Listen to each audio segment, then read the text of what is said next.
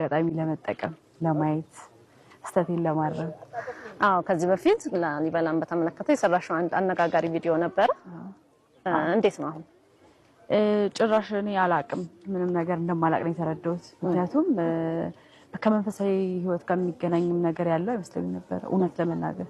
እዚህ ከመጣው በኋላ ግን አፍሬያለሁ እውነት ባለማወቄ ይሄ ቪዲዮን ስለሰራው ምናምን ሳይሆን ባለማወቄም ይሄን የመሰለ ትልቅ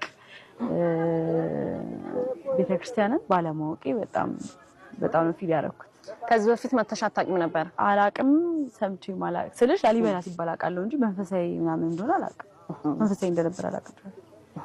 ስለዚህ አሁን አንቺ ካስተላለፍሽው መልእክት ጋር እዚህ መተሽ ስታዩ ልዩነት ፈጠረብሽ? አይገናኝም። ምንም አይገናኝም። ላሊበላ ማለት ማን እንደሆነ አውቃለሁኝ። ሰው እንደነበረ ማላቅም ነበር። በእውነት ምንም ነገር አላቅም።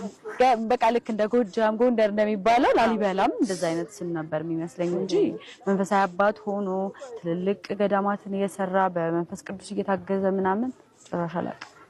የሚገርም ነው። ስለዚህ ዛሬ በመምጣትሽ ንጉስ ላሊበላ ከ11 የዛጉዌ ስርወ መንግስት ነገስታት መካከል አንዱ ነው። ቅዱስም ንጉስም ነው። እነዚህን የመሳሰሉ 11 ውቅር አብያተ ክርስቲያናት ሰርቶልናል። ስለዚህ እንዳንቺ ያሉ በኪነ ጥበብ ነው 10 ተለምዶ ደግሞ 11 እንላቸው ነው የሚባለው፣ ግን 10 ናቸው ዋናዎቹ እሱ የሰራቸው ስለሰማው ነው። እሺ። ስለዚህ እንዳንቺ አሁን ብዙ ተከታይ ያላቸው በኪነ ጥበብም በማህበራዊ ሚዲያም የሚሳተፉ ልጆች የሀገራቸውን ታሪክ፣ ባህል፣ ሃይማኖት እንዲረዱ ምን ትመክሪያለሽ ከአንቺ ልምድ ተነስተሽ?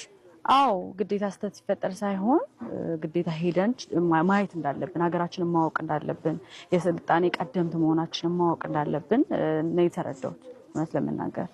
እና ያው ከስተቱም በኋላ ነው የተነገረኝ አባት እንደሆኑ ምናምን። እዚህ ከመጣው በኋላ ደግሞ ሞር ዲቴል ስላለው ነገር ምናምን ሲነግሩኝ በጣም የተገረምኩት እና መተው ቢያዩት ይሄን ብቻ አይደለም የተለያዩ ገዳማትን መንፈሳዊ ቦታዎችን